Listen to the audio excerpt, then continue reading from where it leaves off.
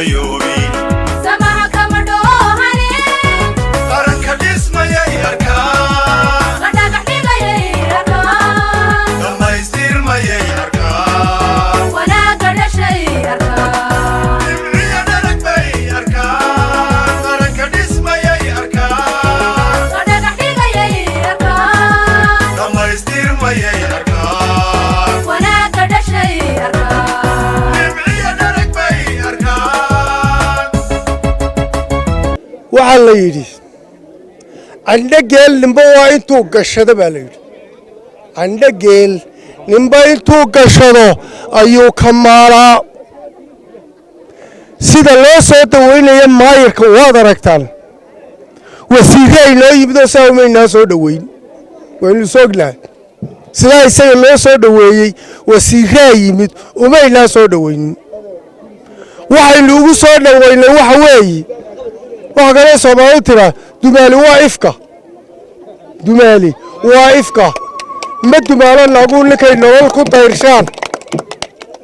maska buu sameeyey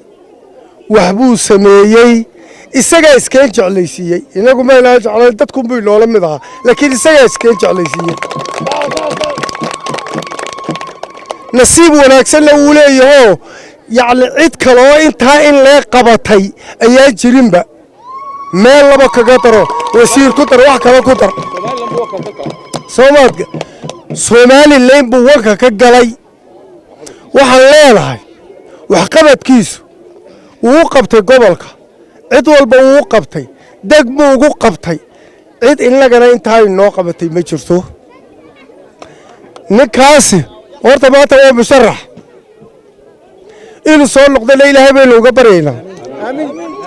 waxa uu qabtay wax ka badan uu qaban doonaa qofku kolkuu waxba qaban waayo awna waxna ku tarayn ma amaanan kartay Afrika kumba iska amaano waa sidaa ugu yira wax qabasha dadka lagu amaana wuxuu yahay baa lagu amaana siduu yahay baa lagu amaana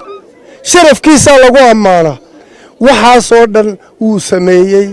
waa mahadsan yahay inaguna way loo ognahay cidda la isa soo sharaxdana way loo ognahay qabiil baa la yiraahdaa ku mala yacni oo dib jira bay yiraahdaan dadla kan laga geyn maayo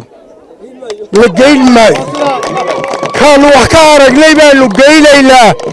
kaanu wax ka aragnay baanu dooranaynaa kama dhoohane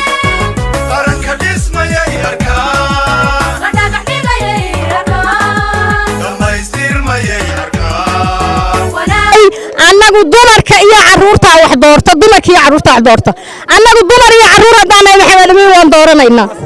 waan ku dooranaynaa waxaan amiin waan ku ducaynaynaa waxaan leenahay ilaahay kursiga mar labaad kugu soo celiyo mar saddexaad Allah kugu soo celiyo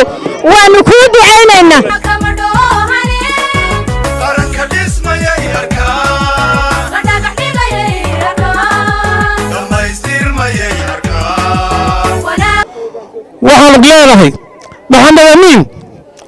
kolay loo bilo dooray dadka soo noqon haddii la yiraahdo waa soo noqon waanu ku dooran yaa insha Allah waanu ku dooran yaa si adalka uga sii wado oo gobolka u sii bagarasa uga sii shaqayso oo u qurxiso waa soo noqon ilaahayna ku soo celiyo kama dhoohane